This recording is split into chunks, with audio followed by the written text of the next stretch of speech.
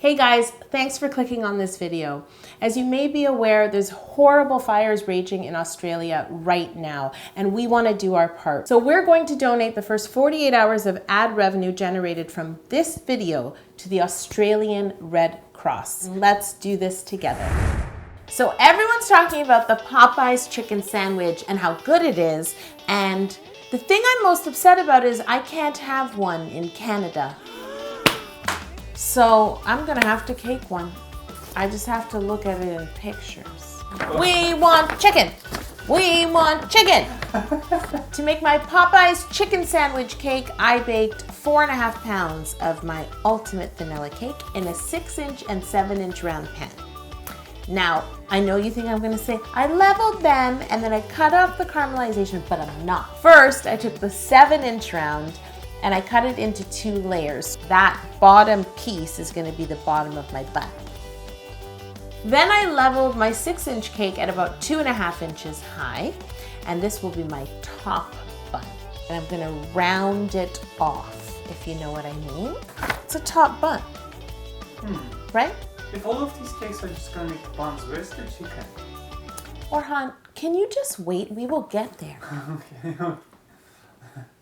I then went back to that 1-inch high layer of 7-inch cake, and I'm gonna carve that into my bottom bun.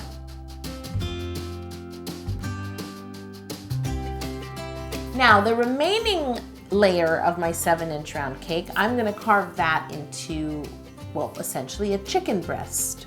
What's the shape of a chicken breast? It's really any shape you want, especially if it's been fried. The chicken can really just be any shape. So you can all go like cycle in the shower and just like cut pieces of it. Why would you cut cake in the shower? Now that we have our bottom bun, our top bun, and our chicken, let's close our squeeze to help simple syrup the cakes. First of all, he thinks he's Drake in the Hotline Bling video. He literally has not taken it off. While the simple syrup is soaking in, I am going to mix some fondant. I need some bun colored fondant. I used some yellow, some tan, some white because I needed more. And then of course, my friend Ivory. Keep in mind, this is the base color. Of course, we're gonna paint the bun. Now I need to color some pickle colored fondant. Yeah. So once again, of course, we're gonna paint the sides of the pickle. I used a bit of yellow and avocado green to create the color I was looking for. A sort of dull green fondant. So what I'm going to do is ice my top and bottom bun with piping gel, and that will help my fondant stick. There is buttercream in this cake, but it's going to be the sauce. I'm not icing the cake with buttercream because I don't want to see a buttercream line between the crust of the bread and the actual bread. Now I can roll out my bun colored fondant. You always want to roll your fondant just a little larger than your cake. Drape it over. The bottom bun is upside down at this point, so smooth it all around, trim away the excess, and then of course the same for the top bun. But it should be right side up. This one like line of hair is Here, this one? No, it's on your shoulder. It gained its own. Oh, Here? It fell down. Okay. Here? You fixed it. So I was recently a judge on a TV show, and the director was like, Yolanda, you just have a flyaway hair on the right side. And I was like, all my hairs are flyaway. Can you be more specific? My bottom and top bun are covered, but I want to create some texture because this looks like a really soft kind of like brioche bun. So it seems like the kind of bun that when you touch it, like, you know what I mean? Like your fingers, it's like a pillow. So I'm creating all these sort of wrinkles and creases by pinching the fondant, pulling it, pressing it back together. I actually want to make this bun look imperfect. Why don't they? It's not fair. It's not right. And then for the bottom bun, you know when a bun bakes and there's that sort of line where it's supposed to come apart? So I'm going to create that texture on the bottom bun by using a sculpting tool, and I'm just going to continuously drag it through the fondant all the way around. I don't know why I'm doing this because there's footage.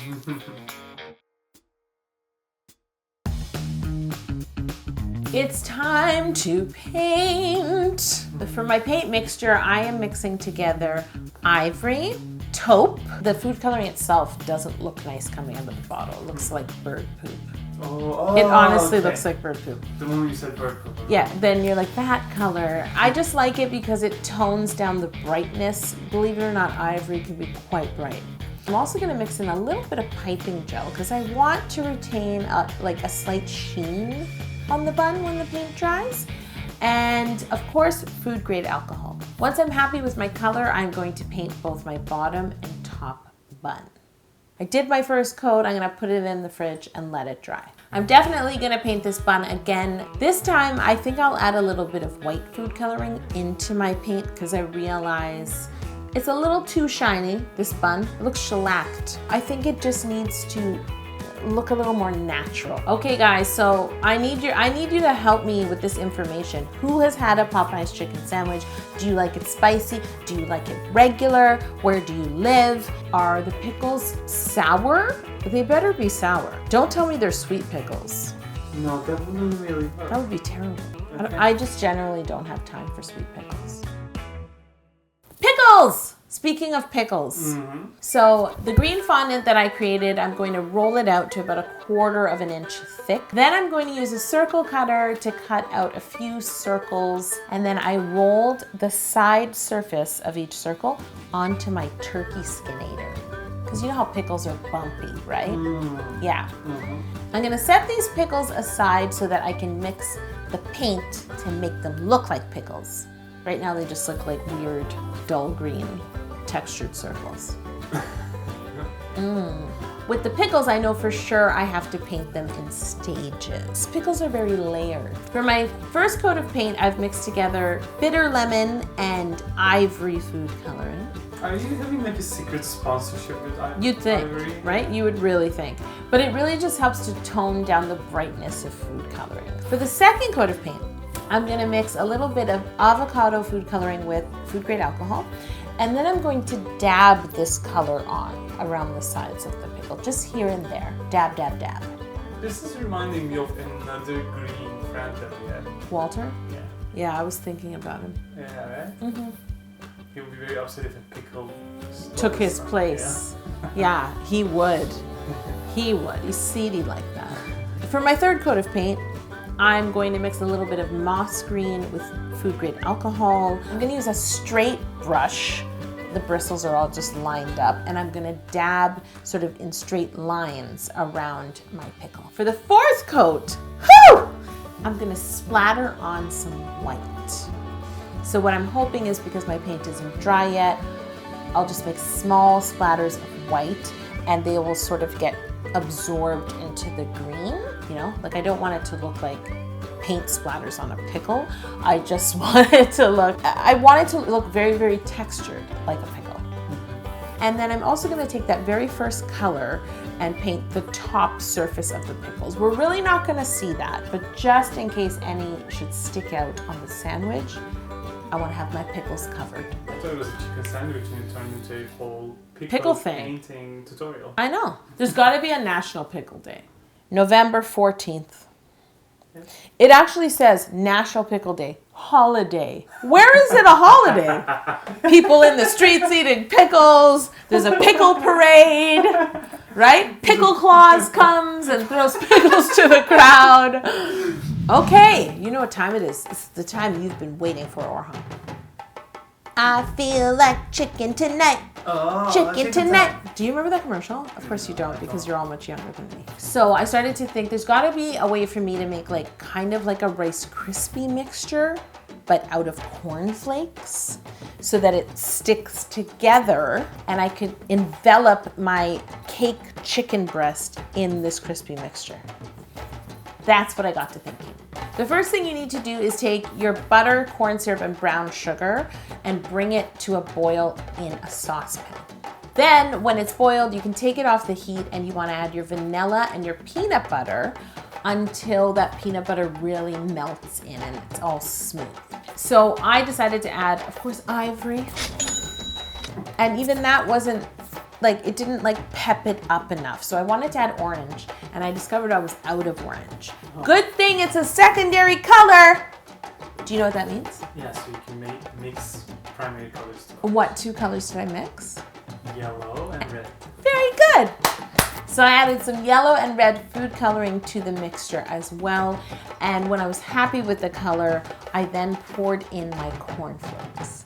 Well, now we need to work quickly because it smelled delicious. Yeah. And it's like, it smelled really good, and you know it would be like so crispy. That's what I want. I want the feeling of a chicken sandwich.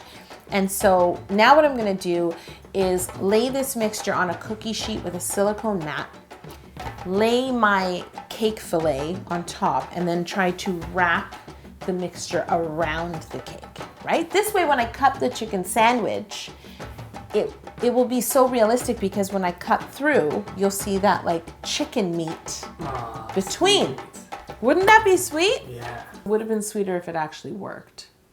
It didn't work because it didn't adhere to the cake. So as I was pressing it, I could feel it letting go of the cake. So I made a game time decision. I quickly pulled off the cereal, pulled out the cake, mixed the cereal back together because at this point I can feel it stiffening and setting. And I just formed my cereal bar mixture into the perfect crispy chicken patties. So you made the entire thing from The cereal. and the cake Has gone to a better place. I really wanted it to work, but this is cake decorating, people. I see. This is cake deck. What's the movie where he's like, you can't handle the truth? I want the truth! You can't handle the truth! Oh, A Few Good Men. A Few Good A Cakes. few good cakes. Okay. You know what this sandwich needs before we can assemble it? Spicy mayo. I am going to use Italian Meringue Buttercream for my mayo. And we're glad now it's a cake. Now we know. Yep. I'm going to color it to mimic the color of the spicy mayo. What do you think I used? I used some ivory. Just Ivory has been paying me. Like really, they've been under the table. They've just been ivory. So I used some ivory, some yellow. I used some red color dust because I was hoping it wouldn't fully mix in and give me that speckled look of the spicy mayo, but it did mix in. So then I decided to mix in some cinnamon, knowing it wouldn't dissolve in the buttercream and give me the look of seasoning. It's time for me to assemble this glorious Popeyes chicken sandwich. But first, I need you to subscribe to this channel. Otherwise, I won't make the sandwich. Go ahead, click. It's right here. Just click, and then I'll make you a chicken sandwich. Are you done? Good. Let's put it together. Orhan was kind enough to go to Popeyes and eat, so he could get me like the Popeyes parchment paper sheets. So I'm building my sandwich on that. It looks really good. It looks really good. Doesn't it? Yeah. Now I want a Popeyes chicken sandwich that I can't have. If you want to try caking this up at home or any one of my other cakes, all of our tools and bundles are on sale at 20% off this week. These are the same tools you see me using to make this cake and every other cake. If you want to pick one up, you can shop at howtocakeit.com. If you want to see more cakes, you can click here, and you can join me next week with another cake. A few good cakes.